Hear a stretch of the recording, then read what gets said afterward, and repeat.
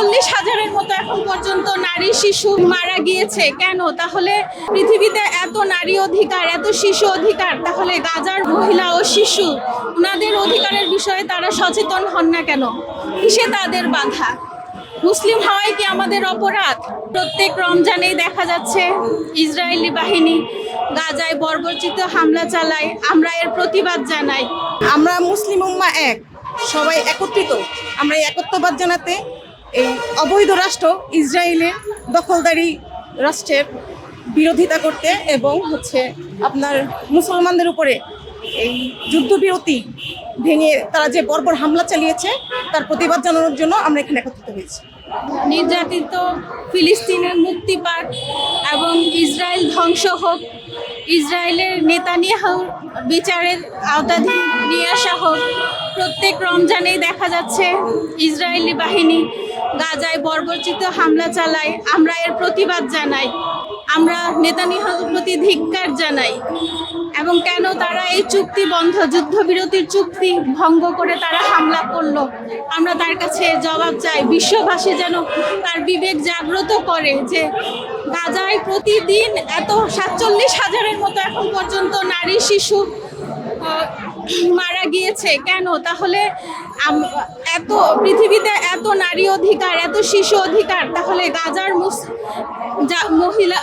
মহিলা ও শিশু ওনাদের অধিকারের বিষয়ে তারা সচেতন হন না কেন? কিসে তাদের বাধা? মুসলিম হওয়াই কি আমাদের অপরাধ? আমি আজ তার এই প্রতিবাদে এসেছি, প্রতিবাদ জানাতে এসেছি। আমার হৃদয়স্থল থেকে গাজাবাসীর প্রতি ভালোবাসা, আল্লাহ যেন তাদেরকে শাহাদাতের মর্যাদা দান করে এবং আমরা তাদের প্রতি সহানুভূতি এবং ভালোবাসা জানাই।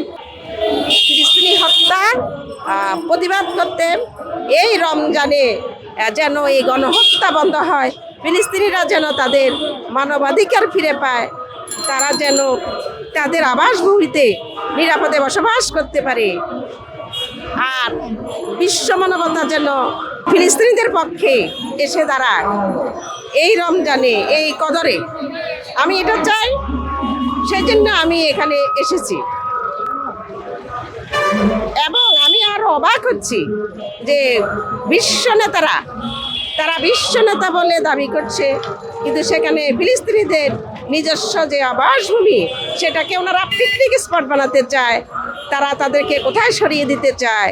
এটা তো সভ্য সমাজের, সভ্য মানুষের কোনো উক্তি হতে পারে না, এটা দখলদারের উক্তি। আমরা চাই বিশ্ব মানবতা তাদের, যারা এই মনোভাব পোষণ করে তাদেরকে হেড করো।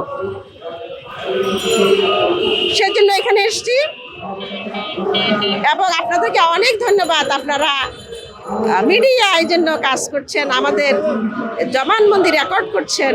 আমরা চাই আমাদের এই কথা এই রমজানে, এই কদরে বিশ্বময় প্রতিধ্বনিত হোক, প্রতিধ্বনিত হোক, আল্লাহর আরশ কেঁপে উঠুক এবং আল্লাহ পাক এই পৃথিবীকে জঞ্জাল মুক্ত করুক, মানুষ বসবাসের উপযোগী করুক এবং এই কদরে আমাদের এই চাওয়া, তাইলে আমাদের এই কদর সার্থক হবে, এই রমজানের সিয়াম সাধনা সার্থক হবে, এই কোরআন পাঠ, যত ইবাদত বন্দেগী আমাদের, দান খয়রাত সব আমাদের সফল হবে ইনশাআল্লাহ।